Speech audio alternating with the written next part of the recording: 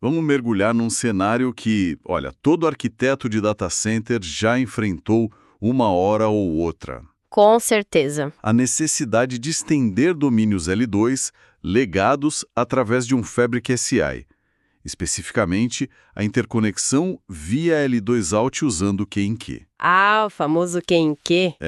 E tenho que admitir, Q-in-Q sempre pareceu um tipo de magia negra, sabe? A gente configura, funciona. Funciona, na maioria das vezes. Isso.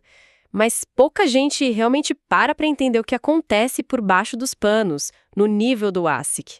A nossa missão hoje é exatamente essa: abrir essa caixa preta. É uma ótima definição. Porque a promessa do Q-in-Q em L2 Out é a transparência total.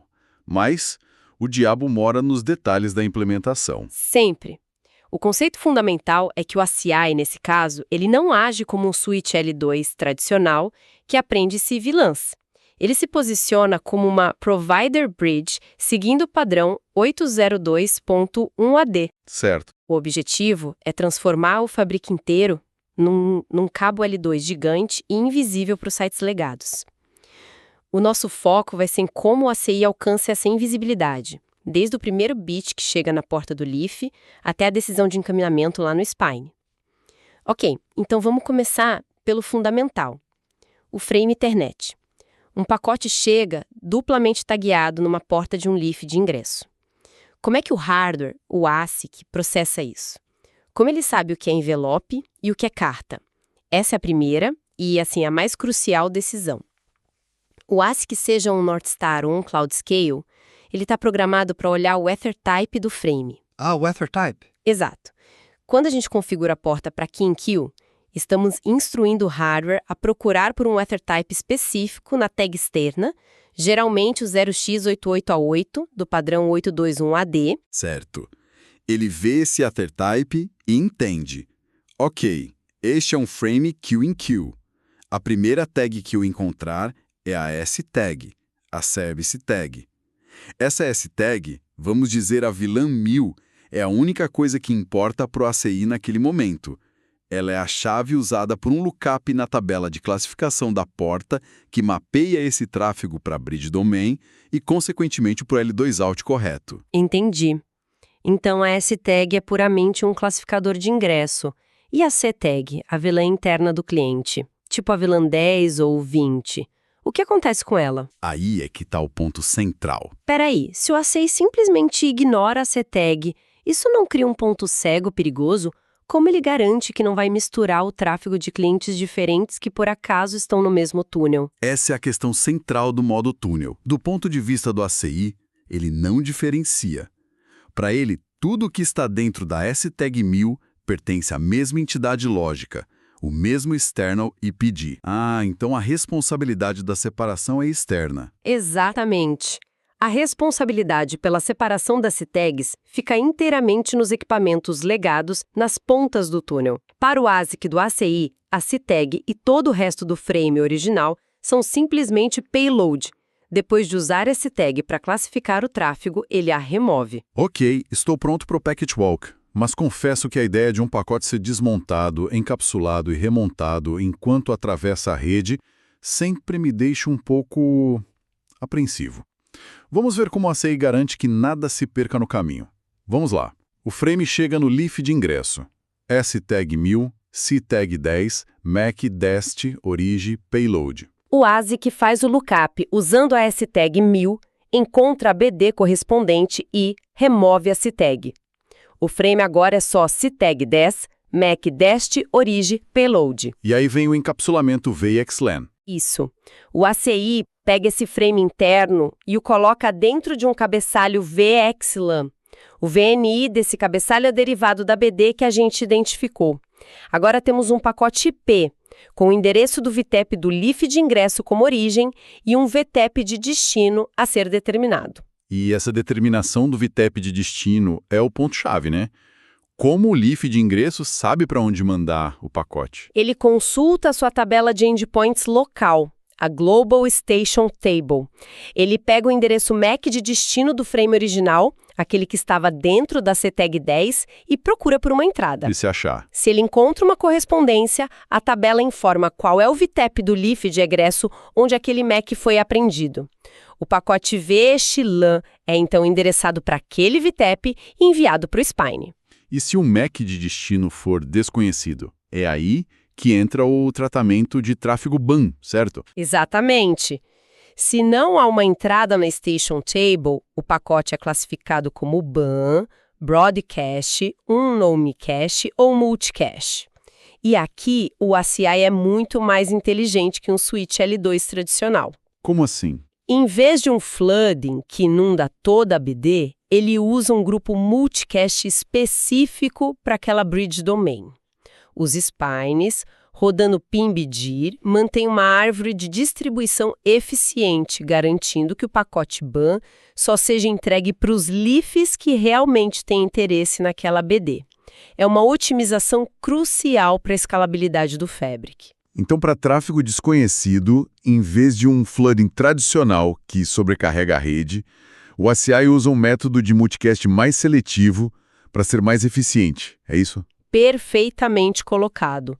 É a diferença entre gritar numa sala cheia e sussurrar apenas para quem precisa ouvir. Uma vez que o pacote VXLAN chegar ao Spine, o trabalho dele é bem simples. Ele só roteia, né? É um roteador IP puro. Ele não appende MACs, ele olha o endereço IP de destino do cabeçalho VXLAN externo, que é o VTEP do leaf de egresso, e usa seu protocolo de roteamento interno, o ISS, para encaminhar o pacote para o leaf correto. Finalmente, o pacote chega ao leaf de egresso. O que acontece lá? O leaf de egresso recebe o pacote VXLAN. A primeira coisa que ele faz é desencapsulá-lo, removendo o cabeçalho VXLAN e expondo novamente o frame original. CTEG 10 MAC-Dash ORI Payload. Ok, o frame original está de volta. Isso. Ele então consulta a configuração da sua porta de saída, que faz parte do mesmo L2 Out. A configuração diz: para este L2 Out, a CTEG de serviço é a 1000. Então, antes de enviar o frame pela porta física, o ASIC adiciona de volta a CTEG 1000 e o frame sai idêntico ao que entrou. Sentido na teoria, mas na prática, onde eu clico? Fico imaginando um engenheiro agora pensando, beleza, como eu configuro isso sem quebrar nada? A separação entre a configuração física e a lógica parece ser o ponto crítico. É exatamente isso. E um erro na base física, nas Fabric Access Policies, invalida todo o resto. O tráfego simplesmente some, sem alertas. Some. O primeiro passo é criar uma L2 Interface Policy. Dentro dela, a caixinha KIN-de-Q precisa estar marcada como Enabled. Isso é o que diz ao ASIC para esperar aquele frame duplamente tagueado e iniciar todo o processo que a gente descreveu. As fontes que nós analisamos dão um destaque enorme para um campo específico aqui, o EtherType. Por que tanta ênfase? Porque é o pulo do gato que separa o sucesso de horas de troubleshooting frustrante. O campo KIN-de-Q EtherType na política de interface tem que bater com o que o equipamento na outra ponta está enviando. Ah, claro. O padrão 8021AD usa 0x88A8. Mas eu já vi implementações de outros fabricantes ou sistemas legados que usam o EtherType de uma VLAN normal, o 0x800, para STAG. E se tiver um mismatch? Se houver um mismatch, o ASIC do ACI olha o frame, não reconhece o EtherType esperado e simplesmente o descarta. Silenciosamente. Nossa, isso é terrível. É o tipo de problema que te faz perder um fim de semana inteiro, culpando firewall, storage, qualquer coisa, quando na verdade é só um campo de 4 dígitos errado numa política de interface. Exatamente. Já vi acontecer. É por isso que eu sempre digo, no ACI, comece a depuração pela política de acesso. 90% dos problemas misteriosos moram ali. Boa dica. Uma vez que essa base física está sólida, a parte lógica, no tenant, é mais direta. No perfil de interface do L2Out, você define o encapsulação. Colocar VLAN 1000 ali é a instrução final. Qualquer frame que chegar nesta porta, que já está em modo Q-in-Q, com a S-Tag 1000, pertence a este L2Out. E em termos de política de segurança, onde o contrato entra nessa história e quais são as limitações? O contrato é aplicado ao External APD associado a esse L2Out. E aqui está uma limitação de design fundamental do modo túnel. O contrato governa o túnel inteiro, não o que está dentro dele. Então a granularidade é baixa. Exato. O ACI enxerga todo o tráfego da S-Tag 1000 como uma coisa só, um único EPG. Isso significa que você não consegue de forma nativa ter um contrato para C-Tag 10 e outro diferente para C-Tag 20 dentro do mesmo túnel. A granularidade da política é no nível da S-Tag. Certo. Isso nos leva aos modos de operação. O que descrevemos até agora é o modo túnel. Mas existem outras formas de usar Kenken no ACI. E mais importante, quais são as armadilhas operacionais, os assassinos silenciosos que podem derrubar um ambiente que parecia estável. Exato. O que discutimos é o Kenken Tunneling, ou .1Q Tunnel, que é o caso de uso de 99% das vezes para interconexão de data centers, o ACI como um cabo transparente. Existe um segundo modo muito mais complexo chamado KenQ Mapping. A ideia aqui é mapear C-tags específicas dentro da mesma S-tag para IPGs internos diferentes. Ah, tipo, C-tag 10 vai para o EPG de produção e a 20 para o de desenvolvimento. Do modelo de L2WAUT e exige configurações avançadas de microsegmentação com classificadores baseados em MAC ou IP, onde a S-tag vira um atributo do endpoint. A complexidade aumenta exponencialmente e, sinceramente, a escalabilidade pode ser um problema. Ok, vamos focar no modo túnel, então, que é o mais comum. A primeira armadilha que as fontes destacam é o MTU. Parece básico, mas por que é tão crítico aqui? É crítico porque envolve múltiplas camadas de encapsulamento. A S-tag adiciona 4 bytes ao frame. Certo, 4 bytes. O cabeçalho VXLAN que o ACI adiciona depois consome mais uns 50 bytes. Então, um payload padrão de 1.500 bytes, que gera um frame de 1.514... Exato. Vira 1.518 com S-tag e depois, dentro do fábrico, o pacote IP final fica com quase 1.570 bytes. Exato. Se as suas interfaces, tanto do ACI quanto dos spines e dos equipamentos externos, estiverem com MTU padrão de 1.500, o que acontece? Descarte silencioso. Descarte silencioso. E a performance vai para o chão. A solução imagina configurar jumbo frames em toda a cadeia. É mandatório. A política de interface no ACI precisa ser ajustada para 9.000 bytes ou mais. E você precisa garantir que toda a infraestrutura de rede, de ponta a ponta, suporte isso. É um daqueles pré-requisitos que, se esquecido, causa problemas intermitentes e terríveis de diagnosticar. Geralmente se manifesta como aplicações lentas ou timeouts em transferências de arquivos grandes. A segunda grande armadilha é a prevenção de looks de spanning tree. Isso parece contraintuitivo. O ACI não tem proteções nativas contra loops. Tem, mas o risco aqui vem da própria transparência do túnel. O ACI encapsula tudo, inclusive os BPDUs da CVMs.